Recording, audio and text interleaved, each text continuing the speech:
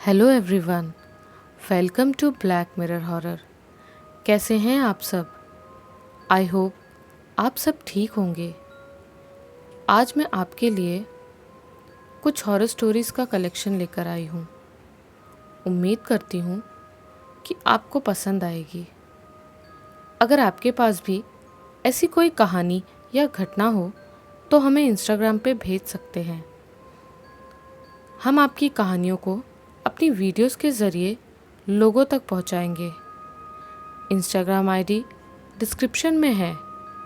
कहानी पसंद आए तो इस वीडियो को लाइक और चैनल को सब्सक्राइब ज़रूर कीजिएगा।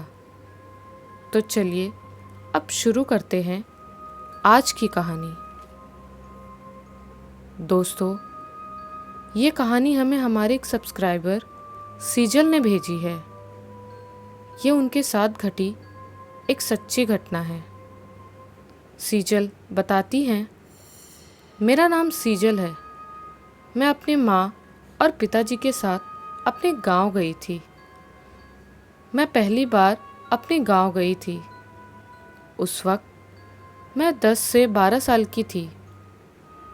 मैं अपनी बड़ी माँ को बहुत प्यार करती थी, तो उस रात मैंने अपनी बड़ी माँ के साथ उनके पास सोने का सोचा। मेरी बड़ी माँ और बड़े पिताजी गांव में ही रहते थे। रात का खाना पीना खाकर हम सब सोने गए। मैं अपनी बड़ी माँ के पास सोई थी। रात में मेरी आँख किसी आवाज़ से खुली। बाहर से कुछ आवाज़ें आ रही थी। मुझे लगा कोई कुत्ता होगा। मैं उस आवाज़ को इग्नोर करके वापस सो गई। ऐसे ही 2 से 3 बार आवाज़ें आई। तीसरी बार जब मैंने खिड़की से बाहर देखा तो मेरे तो होश ही उड़ गए। मुझे बाहर एक बूढ़ी औरत दिखी। उसके बाल सफ़ेद थे और उन बालों से उसका पूरा चेहरा ढका हुआ था। उसने सफ़ेद रंग की साड़ी पहन रखी थी। उसे देखकर मैं बहुत डर गई थी। मैं डर के मारे चुपचाप सो गई। कुछ घंटे बाद मेरी नींद खुली तो मुझे वो सब याद आया। मुझे लगा वो सब मेरा वहम होगा। ये सोचकर मैंने इस बात को इग्नोर कर दिया। मुझे प्यास लगी थी तो मैं पानी पीने के लिए किचन में गई। मैं जैसे ही वापस जाने के लिए मुड़ी, वो बूढ़ी औरत मेरे सामने खड़ी थी। मैं डर के मारे ज़ोर ज़ोर से रोने लगी। वो बूढ़ी औरत बस मुझे ही घूर घूर के देखे जा रही थी। वो अजीब सी आवाज़ें निकाल रही थी और मेरी तरफ बढ़ने लगी। वो बहुत डरावनी लग रही थी। मैं अपनी मम्मी को बुलाने लगी चीख चीख के। मेरी मम्मी और बड़ी मम्मी दौड़कर मेरे पास आई। उनके आते ही वो बूढ़ी औरत गायब हो गई। मैंने अपनी मम्मी और बड़ी मम्मी को सारी बात बताई। मेरी बड़ी माँ ने अगले दिन सुबह पंडित जी को बुलाया। उन्होंने बताया कि आपके घर में किसी शैतानी शक्ति का साया है। आपको इस घर में हवन कराना होगा। 2 दिन बाद एक शुभ मुहूर्त है, उसी दिन हवन करा सकते हैं। तब तक के लिए पंडित जी ने मुझे एक रक्षा सूत्र दिया और शाम के बाद घर से बाहर ना निकलने को कहा। उस दिन पूरा दिन हम सब डरे थे, पर उस दिन कुछ ऐसा नहीं हुआ। फिर अगले दिन मैं अपने कज़िन भाई के साथ गांव घूमने गई और आते वक्त शाम हो गई। हम दोनों खेतों के रास्ते जल्दी जल्दी घर वापस आ रहे थे कि तभी हमें थोड़ी दूर पर वही बुढ़िया दिखी। उसे देखकर हम दोनों की हालत खराब हो गई। लेकिन मैंने हिम्मत करके मेरा रक्षा सूत्र निकाल के उस बूढ़ी औरत के थोड़ा नज़दीक जाके उसके ऊपर डाल दिया। वो अचानक से छटपटाती हुई वहाँ से गायब हो गई। मैंने अपना रक्षा सूत्र वापस उठाया वहाँ से, और मैं और मेरा भाई हम दोनों भागकर घर आ गए। और अगले दिन हमारे घर में हवन और पूजा हुई। उसके बाद हमारे घर में या हमारे साथ फिर ऐसी कोई घटना नहीं हुई। तो चलिए अब बढ़ते हैं हमारी दूसरी कहानी की ओर। दोस्तों, वैसे तो ये घटना, ये जो कहानी है, ये किसी फिल्म से मिलती जुलती है, पर हॉरर के लिए और आपके मनोरंजन के लिए मैंने इस कहानी को इस वीडियो में रिकॉर्ड किया है। आई होप कि आपको अच्छी लगेगी ये कहानी। ये घटना 18वीं सदी के अंत की है। उसका नाम कैथी था। वो इंग्लैंड के ब्रिस्टल शहर में रहा करती थी।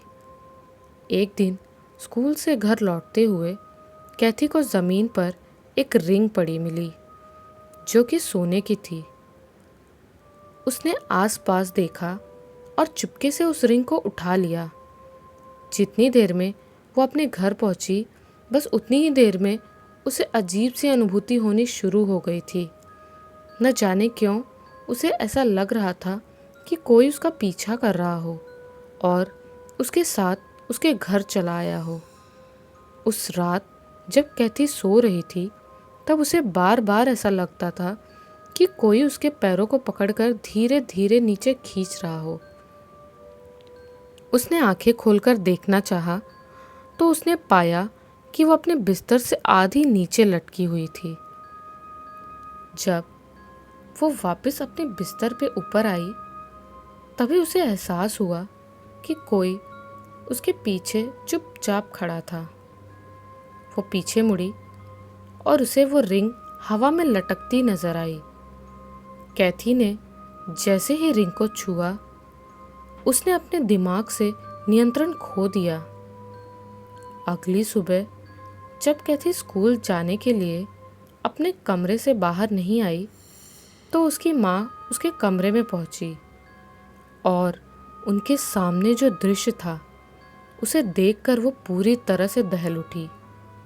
उनकी बेटी कैथी दीवार से उल्टी चिपकी हुई थी। उसकी माँ ने जैसे ही चिल्लाना चाहा, उसी पल कमरे का दरवाज़ा बंद हो गया। फिर कैथी हवा में तैरती हुई अपने माँ तक पहुँची और उसकी गर्दन को मरोड़कर उन्हें मार डाला। आवाज़ सुनकर जब उसके पिता कमरे में पहुँचे और आंखों के सामने मौजूद दृश्य को देखकर कुछ समझ पाते, उससे पहले ही कैथी ने उन्हें भी मार डाला। 3 दिनों के बाद पुलिस वालों को ये पता चला कि उनके घर में 2 मौतें हुई हैं। पर सबसे डरावनी बात ये थी कि कैथी को अब तक वो घर छोड़कर नहीं गई थी। वो उसी कमरे में छत की दीवार से चिपक कर बैठी हुई थी। पहले दिन तो पुलिस वालों को नज़र भी नहीं पड़ी उस पर दूसरे दिन जब उन्हें कैथी नज़र आई तो उन सबके होश ही उड़ गए। उन्होंने फौरन चर्च के फादर को बुलाया। पुलिस वालों ने चर्च के फादर से संपर्क किया। वो तो ऐसा नहीं करते, ये गलत है। पुलिस वालों के सामने अक्सर ऐसी स्थिति आती है जब उनका सामना भूतों और प्रेतों से हो जाता है, और वैसी स्थिति का सामना करने के लिए वो चर्च से संपर्क करते हैं। मगर एक बात ध्यान में रखना है कि पुलिस वाले हमेशा ऐसी बातों को गोपनीय रखते आए हैं। शायद वे चाहते हैं कि लोगों तक यही संदेश पहुंचे कि भूत प्रेत जैसी कोई चीज़ नहीं होती। खैर, पहले तो चर्च से 2 फादर आए, मगर जल्दी ही उन्हें ये बात समझ में आ गई कि उन्हें और भी फादर्स की ज़रूरत थी। कैथी पर जिस प्रेत का साया था, वो कोई साधारण प्रेत नहीं था। उसे तो जैसे होली वाटर के छिड़काव से भी कुछ फर्क नहीं पड़ रहा था। पर जैसे ही 5 और फादर्स वहाँ पहुँचे और उन सब ने एक साथ कैथी को उस प्रेत के चंगुल से आज़ाद कराने के लिए मंत्रोच्चारण करना शुरू किया, वैसे ही कैथी गुस्से और दर्द से ज़ोर ज़ोर से चिल्लाने लगी। वो छत की दीवार से नीचे गिर पड़ी। वहाँ मौजूद फादर्स और पुलिस वालों ने देखा कि जब भी मंत्रों का उच्चारण किया जाता था, उसके हाथ की उंगली में मौजूद रिंग आग की तरह चमक उठती थी। उन्हें समझ में आ गया था कि कैथी पर बुरी शक्तियों का साया उस रिंग की वजह से था। तकरीबन 15 लोगों ने मिलकर कैथी को पूरी ताकत से पकड़ा और एक फादर ने कड़ी मशक्कत करने के बाद कैथी की उंगली से उस रिंग को बाहर निकाला। लेकिन जैसे ही वो रिंग फादर के संपर्क में आई, उसने उन्हें भी अपनी गिरफ्त में ले लिया और फादर ने भी रिंग अपनी उंगली में पहन ली। उस रिंग के संपर्क में आते ही फादर भी उस प्रेत के कब्जे में आ गए थे। जब उस प्रेत ने फादर का शरीर धारण किया, तब वो भयानक तरीके से वहाँ मौजूद लोगों पर हमले करने लगा। वहाँ की स्थिति बद से बदतर होती गई। फादर को उस प्रेत के साए से आज़ाद करने का एक ही तरीका था, उसे किसी भी तरह से रिंग से मुक्त कर दिया जाए। मगर जो भी उसके हाथ से रिंग को बाहर निकालता, वो स्वयं उस प्रेत के कब्जे में आ जाता। कोई भी ऐसा तरीका नहीं था जहाँ रिंग को बिना हाथ लगाए उस फादर की उंगली से निकाला जा सके। उधर वो प्रेत वहाँ मौजूद लोगों पर जानलेवा प्रहार करता रहा। उसने 2 फादर्स को लगभग मार ही डाला था। उन्हें मजबूर होकर अपने लिए सहायता बुलानी पड़ी। तब चर्च के सैनिक वहाँ पहुँचे और उनकी उस प्रेत से भयानक लड़ाई हुई। अंततः उन्होंने फादर को पकड़ ही लिया और जैसे तैसे उनके उंगली को काटकर उसे प्रेत से आज़ाद कर दिया गया। चर्च ने कैथी की देखभाल करने की जिम्मेदारी ली और उस रिंग का क्या हुआ, ये आज तक कोई भी नहीं जान पाया। चर्च वालों ने उसे सुरक्षित छुपा रखा है, यहाँ तक कि इस किस्से को भी गोपनीय रखा गया है। तो चलिए अब बढ़ते हैं हमारी तीसरी कहानी की ओर। कितनी प्यारी लड़की है, उस दानव सी शक्ल के अंकल ने लिली के नाजुक गालों को लगभग बुरी तरह खींचते हुए कहा। पास खड़े लिली के पिता हल्के से मुस्कुरा दिए। अब किस मुंह से कहें, लिली सबको नहीं दिखती, बस उन्हें ही दिखती है जिनकी नज़रें गंदी और हवशी होती हैं। रात ट्रेन के ठंडे बोगी में लिली एक बार फिर दिखी। अंकल ने इधर उधर देखा, सभी सोए थे, कोई जगह नहीं था। मौका अच्छा था। लिली को उन्होंने गोद में बिठा लिया और अपने हाथ उसके यहाँ वहाँ ले जाने लगे। लेकिन नर्म मांस की जगह उन्हें हड्डियाँ महसूस हुई, बेहद ठंडी हड्डियाँ। ये क्या था? उन्होंने लिली के चेहरे में झांक कर देखा तो बगैर गालों की हड्डियाँ नजर आई। लेकिन सुबह ही तो उन्होंने लिली के गाल खींचे थे। हड्डियों के ढांचे के अंदर काले दांत और एक जहरीली मुस्कान लिए लिली ने अपना सर उस अंकल की तरफ मोड़ दिया। कटर कटर की आवाज़ के साथ उसकी गर्दन बिल्कुल पीछे मुड़ गई। आंखें किसी लाश की तरह बिल्कुल सफ़ेद और भावहीन थी। अंकल को कुछ याद आया। पिछली बार ट्रेन में उन्होंने 3 साल की एक बच्ची के साथ खिलवाड़ किया था और फेंक दिया था उसे चलती ट्रेन से एक गहरी नदी में। क्या ये वही है? एक बार फिर उन्होंने लिली को गौर से देखा, ऊपर से नीचे तक मुआयना किया। फिर से वो मुस्कुरा रही थी। शक्ल जानी पहचानी तो थी, लेकिन उस बच्ची के पैर तो उल्टे नहीं थे। अंकल को अच्छे से याद है, आखिर पैरों को पकड़कर ही तो फेंका था उन्होंने उस नन्ही सी जान को चलती ट्रेन से। डर और उम्मीदी की वजह से उन्हें होश ही नहीं रहा। आखिर उल्टे पैर किसी आम बच्ची के तो नहीं हो सकते। अंकल के भीतर बसा शैतान फिर एक बार जाग गया। तमाम डर को ढकेल कर उन्होंने फिर से हवस का एक घिनौना रूप ओढ़ लिया। लिली को बड़े प्यार से पुचकारा, पहले गालों को, फिर कंधों को। अचानक लिली उनके गले से लग गई। अंकल ने भी लिली को कस के जकड़ लिया। वे कहाँ समझ पाए थे, साक्षात मौत उनके गले लगी थी। लिली अंकल के कान में होठ सटाकर कुछ बुदबुदा रही थी, बेहद आहिस्ते। अंकल ने गौर से सुना तो वो कोई अंग्रेजी पोयम थी, लेकिन आवाज़ धीरे धीरे बदलने लगी।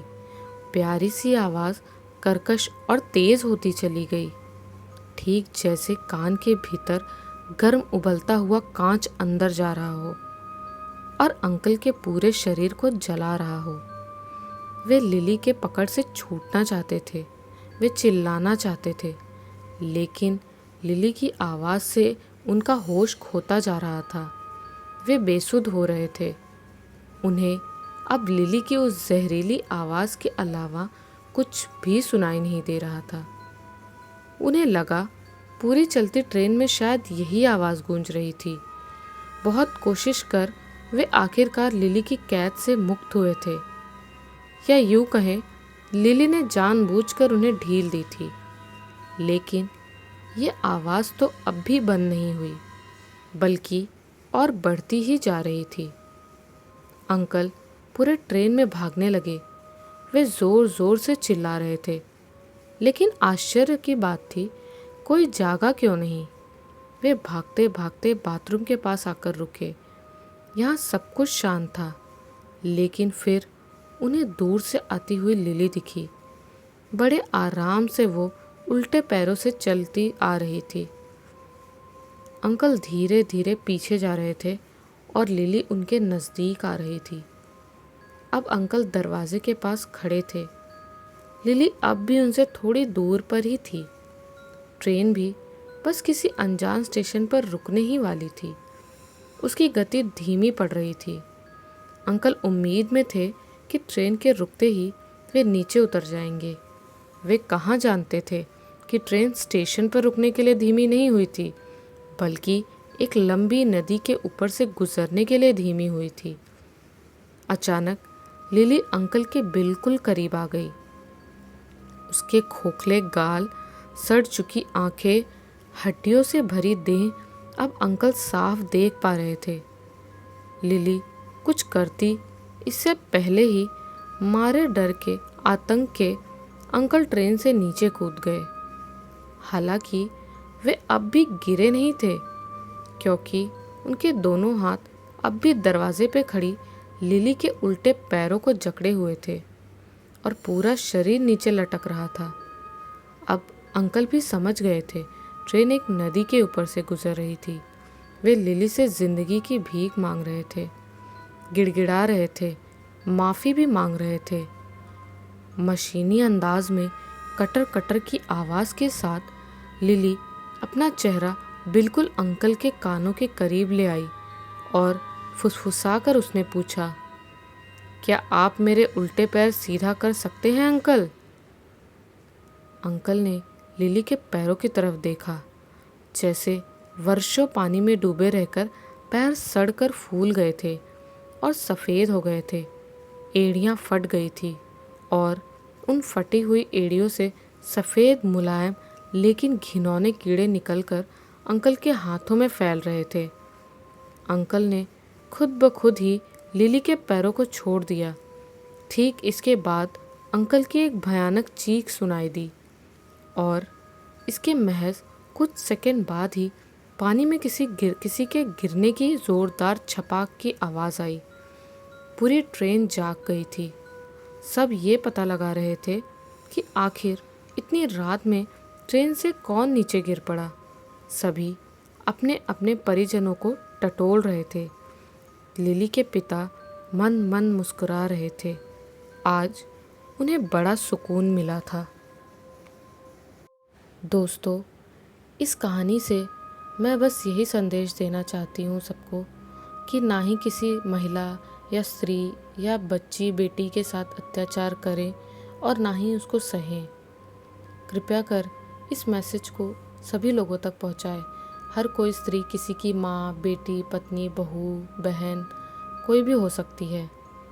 तो आप जब किसी औरत या किसी बच्ची पे बुरी नज़र डाले तो ये ज़रूर सोचे कि आपकी भी घर पे कोई माँ, बहन, बेटी होगी। क्या कोई उसके साथ भी अगर ऐसा करेगा तो आपको अच्छा लगेगा? बस इस कहानी से मैं आप लोगों को यही संदेश देना चाहती हूँ। तो चलिए अब बढ़ते हैं हमारी आज की चौथी और आखिरी कहानी की ओर। मैं इतने दिन तक तुम्हारे बिना कैसे रह पाऊंगी विप्लव? मैंने उदास होकर विप्लव की ओर देखते हुए कहा। इतना सोचती हो मालविका, केवल 3 ही तो दिन की बात है और अब तो तुम्हें तुम्हारी रश्मि से भी मिलने का मौका मिल रहा है। 3 ही तो दिन हैं, आराम से बीत जाएंगे, विप्लव ने मुझे समझाया। पर विप्लव, मुझे जाना भी है और नहीं भी, मैंने मुंह बना दिया। जाओ ना मालविका, वैसे भी इतना अच्छा मौका हर किसी को नहीं मिलता। अपनी बुक रीडिंग के लिए तुम लखनऊ बुक फेयर में जा रही हो, ये क्या कम है? और तो और तुम्हारी रश्मि, उसके साथ रहने का मौका मिल रहा है 3 दिन के लिए। इट्स जस्ट परफेक्ट यार, विप्लव ने फिर मुझे समझाया। मगर न जाने क्यों मुझे कुछ समझ ही नहीं आ रहा था। अंतर्मन कह रहा था मत जा मालविका, मगर रश्मि से मिलने का उत्साह रुकने भी नहीं दे रहा था। मुझे विप्लव की भी चिंता थी, यहाँ मेरे बिना कैसे रहेगा वो। तुम रह लोगे? मैंने विप्लव के गले लगकर पूछा। हाँ बिल्कुल, विप्लव ने कहा। दिखा तो ऐसे रहा था जैसे इसे कोई फर्क ही नहीं पड़ेगा मेरे बिना। हाँ खुश रहना तुम, अब तुम्हें मेरी बकबक से और मेरे जले हुए खाने से छुटकारा मिलेगा ना। वैसे भी पत्नी के दूर जाने पर तो दुनिया का हर आदमी खुश होता है।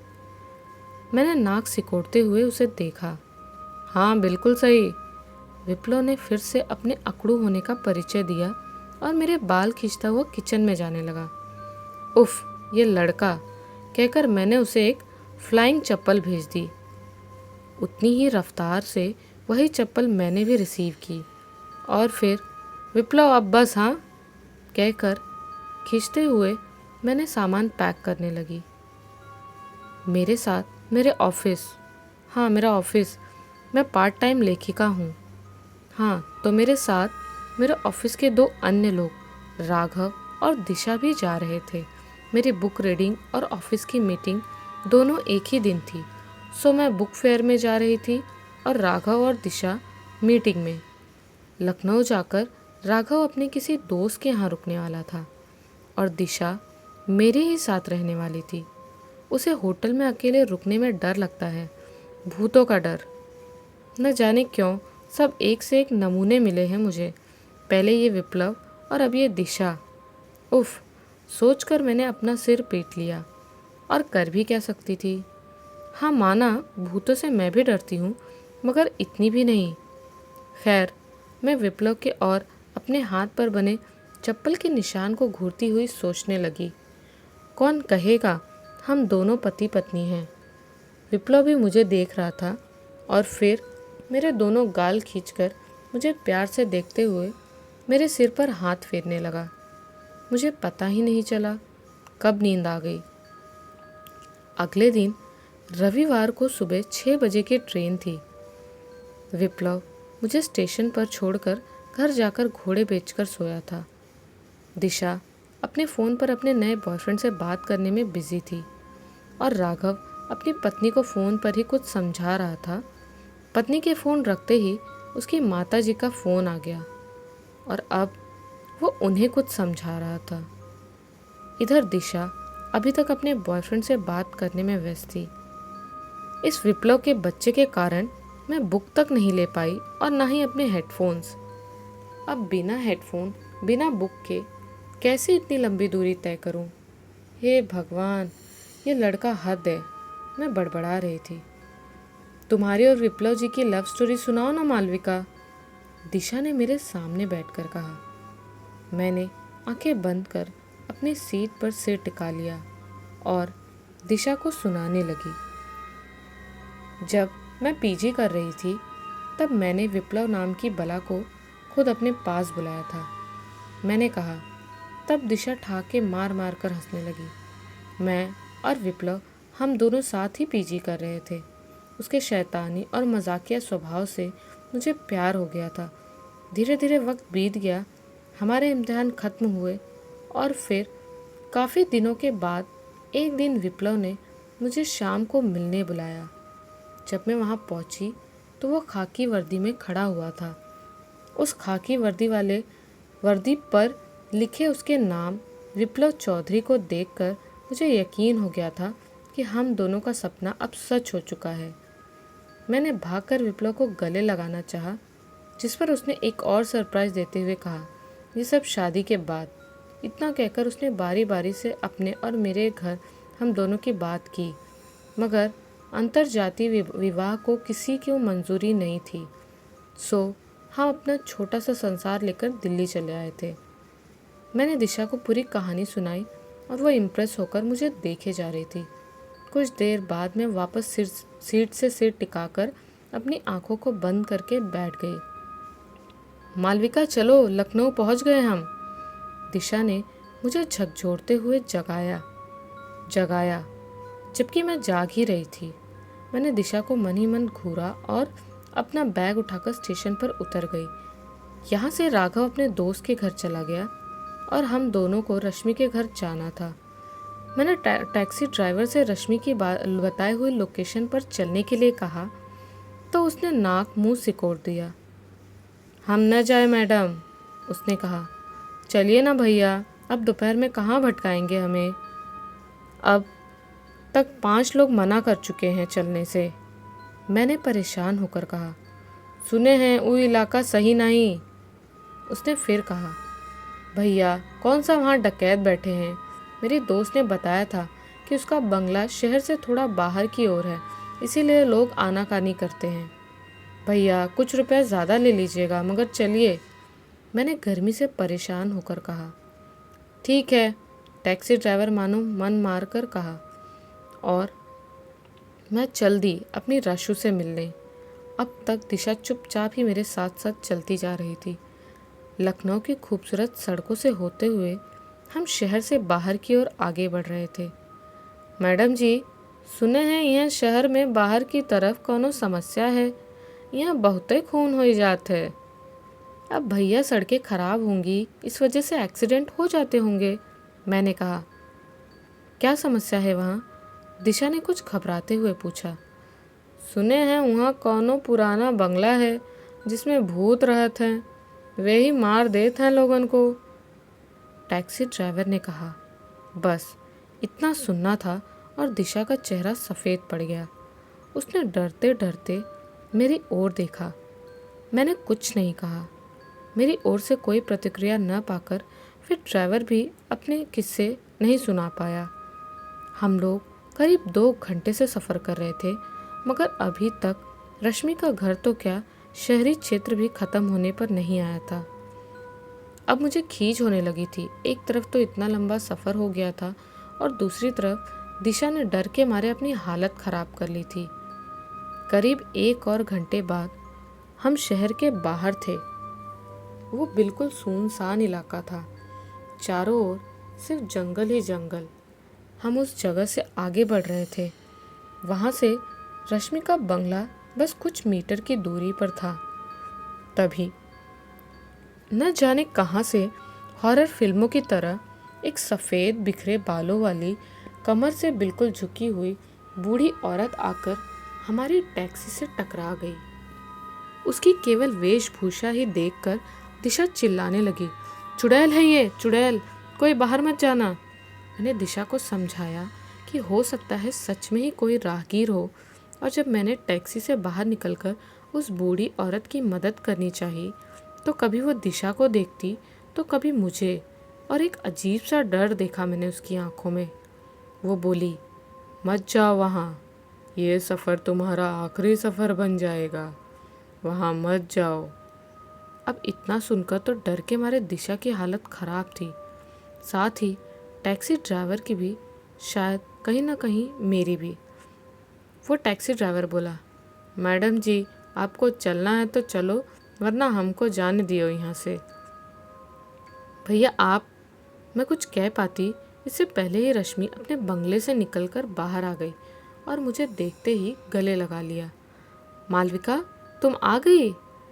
मैं बता नहीं सकती तुम्हें देखकर मुझे कितनी खुशी हो रही है, उसने कहा। मैं जब उससे दूर हुई तो देखा वो सफ़ेद बालों वाली बुढ़िया अब कहीं नहीं थी, और एक नज़र जब दिशा पर डाली तो वो अब भी अपने सफ़ेद पड़े चेहरे से रश्मि को देख रही थी। जब मैंने एक बार फिर उस बूढ़ी औरत को देखना चाहा तो पाया कि वो बूढ़ी औरत सच में चली गई थी। टैक्सी ड्राइवर अब तक हमारा सारा सामान वहीं सड़क पर पटक कर टैक्सी स्टार्ट कर चुका था। मैडम जी, लाओ पैसे दियो और हमें जाए दियो, उसने कहा। तब मैंने उसे किराया दिया और अपना अपना सामान उठाकर मैं और दिशा बंगले में लगे खूबसूरत बगीचे से होते हुए बंगले के अंदर आ गए।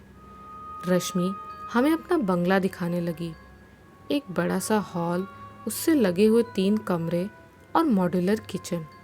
रश्मि ने बताया पहला कमरा उसका है, बाकी जहाँ भी हम चाहे रहें हमारी मर्जी। तो मैंने और दिशा ने क्रमशः तीसरा और दूसरा कमरा ले लिया।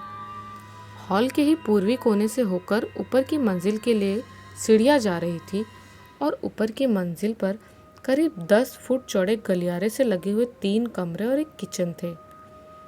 भारी भरकम एंटीक फ्रेम में ढेर सारे फोटोज थे। फर्नीचर भी एंटीक था, एकदम भारी भरकम और बेहद खूबसूरत। सफ़ेद संगमरमर के फर्श पर बिछा चटक लाल रंग का कालीन उस बंगले की खूबसूरती और बढ़ा रहा था। वाह, बंगला बाहर से जितना खूबसूरत है उतना ही अंदर से भी है, मैंने दिशा और रश्मि को देखकर कहा। हाँ, मेरे दादाजी बनवा गए थे मेरे लिए, रश्मि ने कहा, मगर मैं उसकी बातों से ज़्यादा गौर उसके चेहरे पे कर रही थी। यकीन ही नहीं हो रहा था कि हम दोनों आमने सामने बैठे हुए थे। रश्मि बहुत खूबसूरत थी। उसका हल्का सांवला रंग, उसकी गहरी हरी आंखें, उसके लंबे काले बाल। उफ, काश मैं लड़का होती, इससे शादी ही कर लेती, मैंने मन ही मन सोचा और अपनी ही सोच पर हंसी आ गई। अपने काले लंबे बालों को लहराते हुए रश्मि उठी और अपनी मॉड्यूलर किचन में जाते हुए बोली, बहुत लंबा सफ़र हो गया है तुम लोगों का, तुम लोग फ्रेश हो जाओ, मैं चाय नाश्ता लगाती हूँ। शाम के 6 बज चुके थे। यहाँ आकर नेटवर्क भी ठीक से काम नहीं कर रहा था, सो विप्लव से बात भी नहीं हो पाई। मैं अपने कमरे में थी, तभी जोरदार बारिश होने लगी। आसमान से बिजली चमकने लगी। इतनी डरावनी आवाज़ मैंने कभी नहीं सुनी थी। बंगले के पीछे के जंगल से अजीब अजीब आवाज़ें आने लगी थी। मुझे भी अब कुछ कुछ डर लग रहा था, मगर फिर मैंने खुद को हिम्मत दी कि जब रश्मि अकेली यहाँ सालों से रह रही है तो मुझे कौन सा भूत खा लेगा यहाँ। मगर डर तो डर है। बारिश और आंधी से खिड़की पे लगे कांच के दरवाज़ों के पल्ले ज़ोर ज़ोर से बजने लगे और आखिर भड़ाक की आवाज़ से दोनों पल्ले खुलकर और अधिक शोर उत्पन्न कर रहे थे। बारिश का पानी अंदर आने लगा था। मैंने खिड़की के पास जाकर उन दोनों पल्लों को बंद करना चाहा तो पीछे के जंगल में जो देखा वो देखकर मेरी आत्मा तक कांप गई। वही सफ़ेद बालों वाली बूढ़ी औरत मुझे ही घूर रही थी। आंधी की हवाओं से उसके बाल उड़ रहे थे, जिस कारण वो और भयानक लग रही थी। मगर बारिश के कारण उसके कपड़े भीगे नहीं थे। ये कैसे संभव था? मैं डर गई और झट से खिड़की के दोनों पल्लों को लगाकर बेड पर आकर बैठ गई। मेरी सांसें उखड़ने की हालत हो गई थी। हाथ पैर बुरी तरह कांप रहे थे। डर से मेरा माथा पसीने से भीग गया था। तभी बाहर से रश्मि की आवाज़ आई।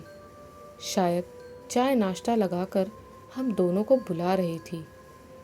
मैंने खुद को संभाला और ठीक होने का ढोंग करने लगी, क्योंकि अगर मैं डर रही थी तो दिशा तो न जाने क्या करती। खुद को सामान्य करने के बाद मैं बाहर पहुंची तो देखा दिशा और रश्मि पहले से ही वहां बैठे हुए थे। मगर चुप थे। सही भी है भाई, पहली बार मिले दो लोग आपस में क्या ही बात करेंगे। मैं भी जाकर दोनों के पास बैठ गई और मुझे देखकर दिशा कुछ सामान्य हुई। अब शायद वो बात करने के मूड में थी। मैंने चाय की एक चुस्की ली ही थी कि तभी दिशा ने पूछा, मालविका, अपनी और रश्मि की दोस्ती का किस्सा तो बताओ। तुम दिल्ली की, रश्मि लखनऊ में, मिले कैसे?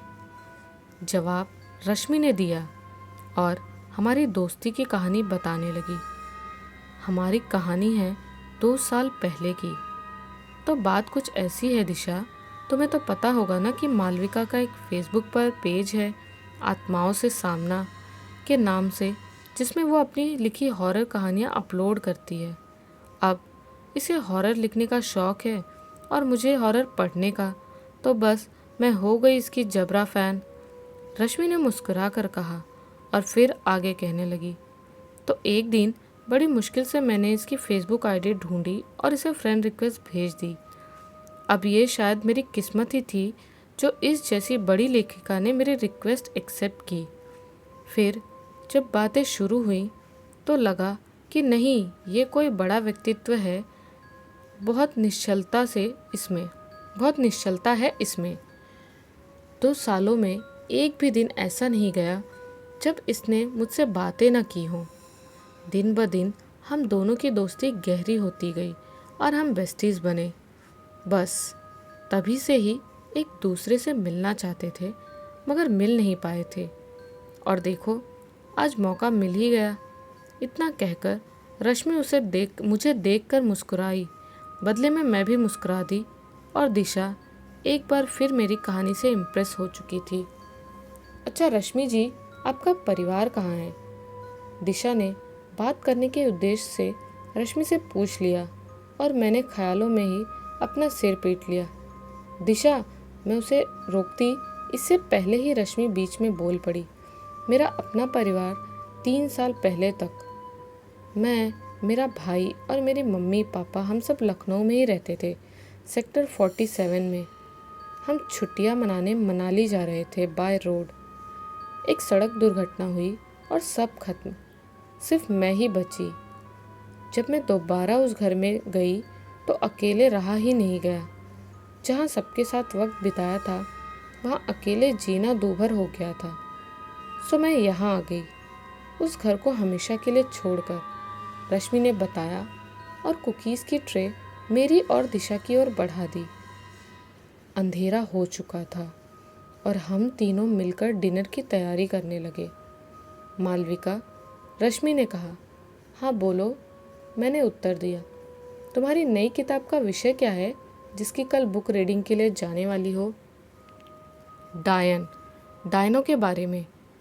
आगे इसका एक सीक्वल भी लाऊंगी, मैंने रश्मि को बताया। अच्छा, रिसर्च की थी? रश्मि ने हंसते हुए पूछा। नहीं, केवल कल्पना है, मैंने रश्मि से कहा। मैंने डायनों के बारे में बहुत सुना है, तुम जानना चाहोगी? रश्मि ने पूछा। हाँ बिल्कुल, क्यों नहीं, मैंने कहा। मुझे भी जानना है, दिशा ने कहा।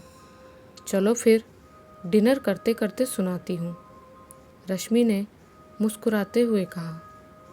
शाम को होती हुई बारिश जो तब रुक गई थी अब वापस शुरू हो गई थी, इस बार और तेज़ और भयंकर। बिजली भी बहुत ज़ोरों से कड़कने लगी थी। दिशा और रश्मि खाना लगाने डाइनिंग टेबल तक पहुंच गई थी और मैं बस पानी लेकर जा ही रही थी कि तभी बिजली चली गई। रश्मि की आवाज़ आई, मालविका, खिड़की के पास कैंडल्स रखी है, ज़रा ले आना, इन्वर्टर ख़राब है। इतना सुनकर मैं खिड़की के पास गई तो एक बार जंगल की तरफ निगाह चली गई। खूब अंधेरा था। मैं घबरा गई और तुरंत एक कैंडल निकालकर जलाई।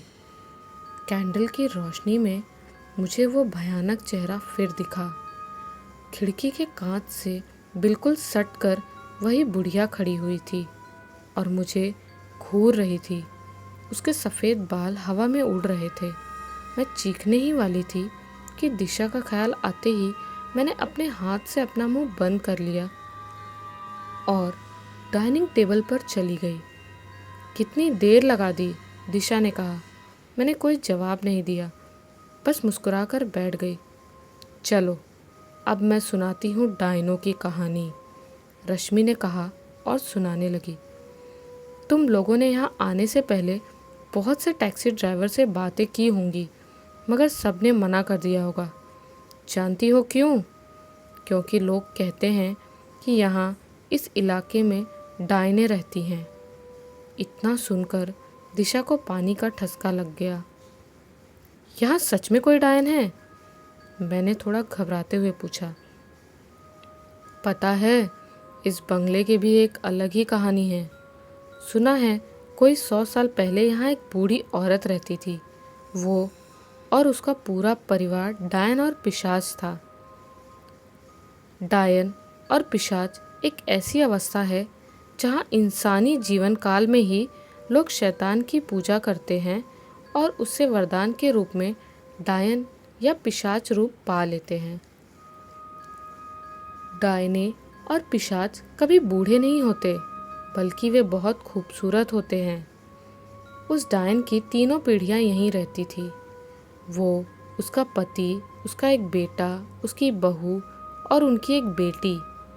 इंसानी दुनिया से उलट यहाँ महिला प्रधानता थी।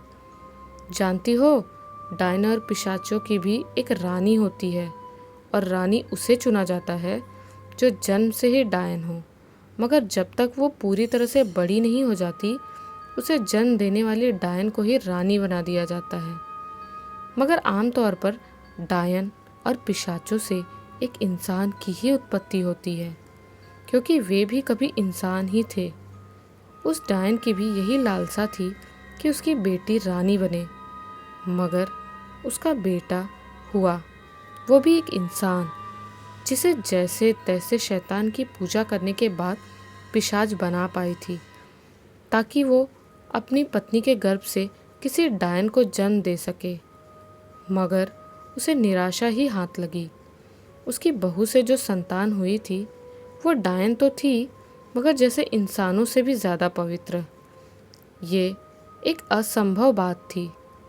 वो कभी भी डायनों की किसी भी प्रक्रिया में या शैतान की पूजा अनुष्ठान आदि में भाग नहीं लेती थी। ऊपर अपने कमरे में अलग पड़ी रहती थी, सबसे दूर। जहाँ अभी हम बैठे हैं ना, ठीक इसी जगह सारे अनुष्ठान हुआ करते थे।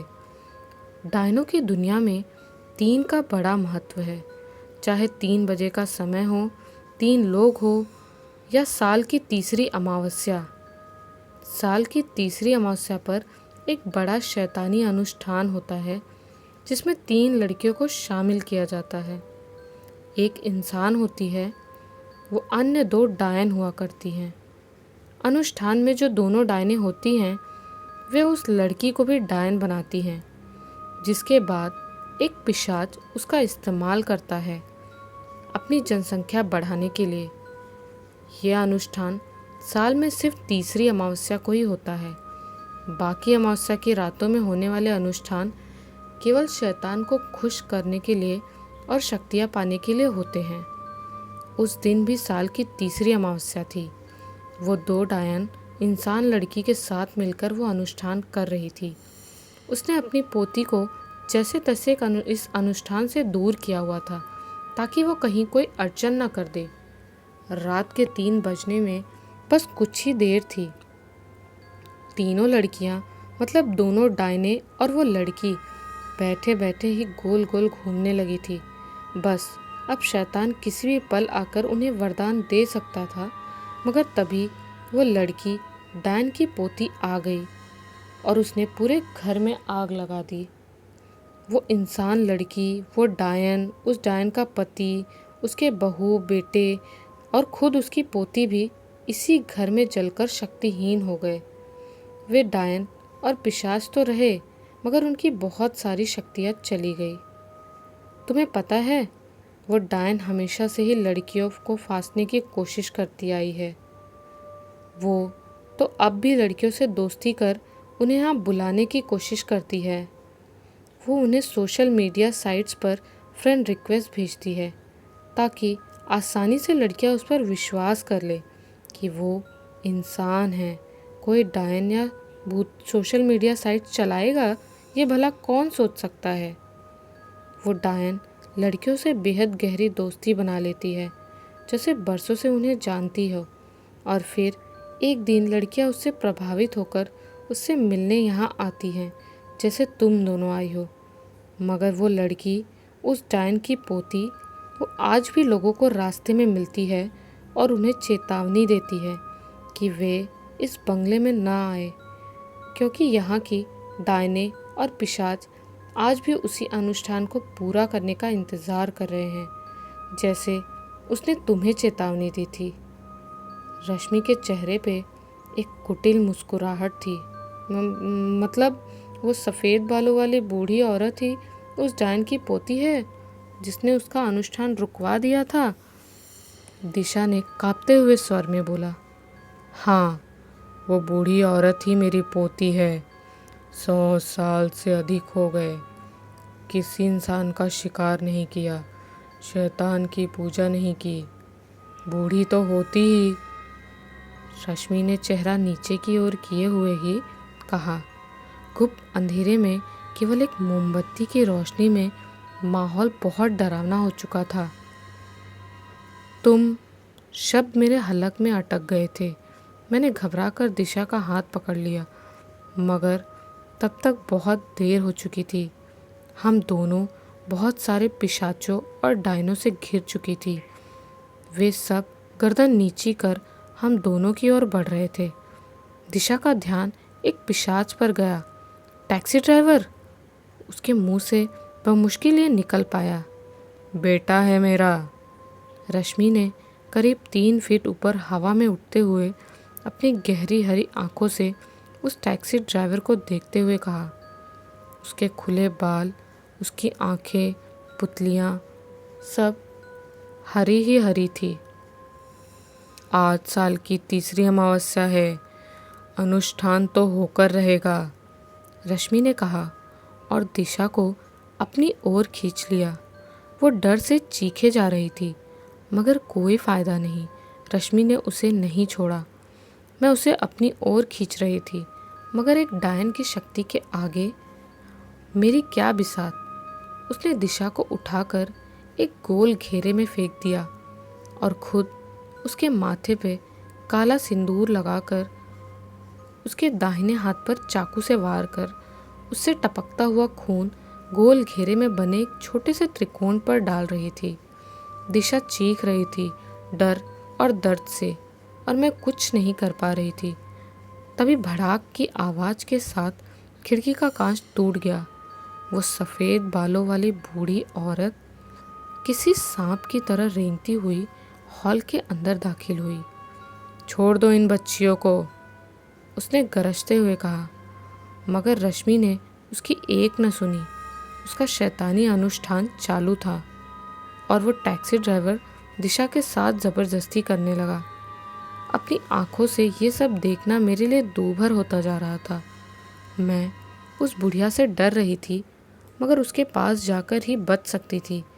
यही सोचकर मैं भागकर उसके पीछे जाकर छुप गई, और तभी दिशा की ज़ोरदार चीख सुनाई दी। अस्त व्यस्त हालत में वो भागकर मेरे पास आने की कोशिश कर रही थी। मैं उसके पास जा पाती इससे पहले ही उस सफ़ेद बालों वाली बुढ़िया ने मुझे उस बंगले से बाहर धक्का दे दिया, और जब मैंने उठकर वापस अंदर आना चाहा तो देखा कि पूरा बंगला धू धू कर जल रहा था। दिशा की दर्दनाक चीखें मेरा दम घोट रही थी। मैं भागकर बंगले के अंदर जाना चाहती थी, मगर किसी ने मजबूती से मेरा हाथ पकड़ लिया। उसे बचाने का अब कोई फ़ायदा नहीं, वो भी उनमें से ही एक बन चुकी है, उस बूढ़ी औरत ने कहा, और फिर मुझे स्टेशन जाने का कहकर वो जंगल में कहीं विलीन हो गई। दिशा, मैं धम से अपने घुटनों पर गिर पड़ी। उस भूत बंगले ने मेरी दिशा को मुझसे छीन लिया था। अगले दिन टूटी हुई सी मैं स्टेशन पर पहुंची और सीधे घर आ गई। विप्लव को पूरी बात बताई तो उससे भी भरोसा नहीं हुआ कि मैं बच गई हूँ और सुरक्षित हूँ। इस हादसे के बाद मैंने हॉरर लिखना छोड़ दिया। 3 साल बाद कानपुर। माँ, मैं दिशा से मिलने लखनऊ जाना चाहती हूँ। कौन दिशा? तुम्हारी सोशल मीडिया वाली फ्रेंड? हाँ माँ। ठीक है, इस बार छुट्टियों में चली जाना। कैसी लगी आपको ये कहानी? हमें कमेंट्स में ज़रूर बताएं। मिलते हैं ऐसी ही कई नई और डरावनी कहानियों के साथ। तब तक के लिए बाय एंड टेक केयर।